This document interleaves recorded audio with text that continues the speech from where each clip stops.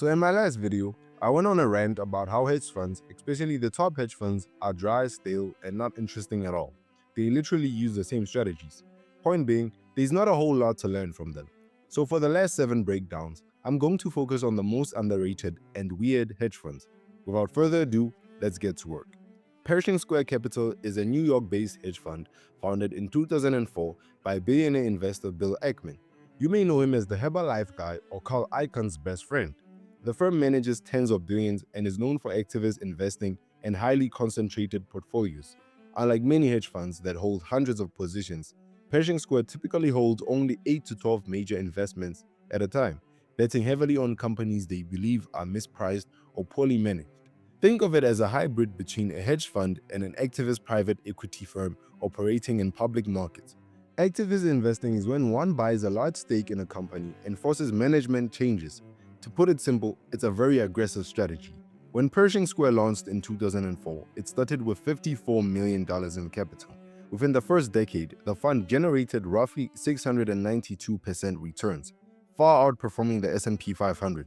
That performance made Ackman one of the most famous hedge fund managers in the world.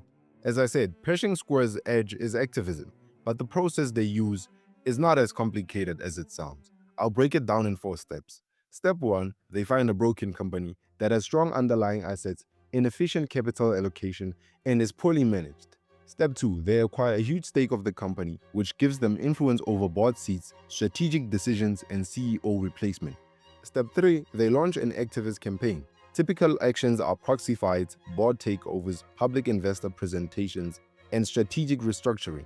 Step 4, the last step, is to unlock value. Typical goals include selling divisions, improving margins, share buybacks, or spin-offs. Once the market revalues the company, Pershing exits. In 2011, Pershing bought a stake in Canadian Pacific Railway and launched a proxy fight to replace management. Ackman installed railroad legend Hunter Harris as CEO. This resulted in a massive operational turnaround. The stock surged and Pershing reportedly made over $2 billion. Other notable trades include Wendy's Tim Hortons spin-off and Air Products and Chemicals. But with the kind of strategy Pershing uses, the downside is really deep. For instance, Pershing once invested billions in Valiant Pharmaceuticals. The company was accused of aggressive drug hikes and accounting issues. Pershing lost $4 billion, a loss that nearly destroyed the fund's reputation. Pershing also attempted to transform JCPenney. The strategy failed and Ackman exited with heavy losses. In 2022, Pershing lost about $430 million on Netflix after the stock plunged. I'm surprised that investors still give Ackman money after all the losses. But when a guy manages to flip $27 million into $2.6 billion, you give him as much money as you can. I'm referring to the pandemic trade.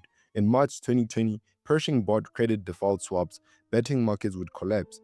The hedge cost $27 million and profited over $2 billion. Ackman then used those profits to buy stocks during the crash. The trade alone became a legendary macro hedge fund move. Recently, Ackman has shifted strategy. Instead of constant activism, he is moving toward a Berkshire Hathaway model inspired by Warren Buffett, which means long-term ownership, permanent capital, and high-quality businesses. Pershing has also been exploring public listings of investment vehicles, potentially raising $5 to $10 billion through an IPO. Pershing operates through multiple vehicles.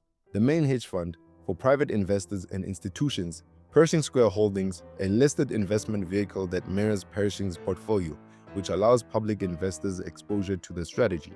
Since inception in 2004, early investors saw 27x returns versus 9x for the S&P 500, but performance has been uneven due to the large wins and losses.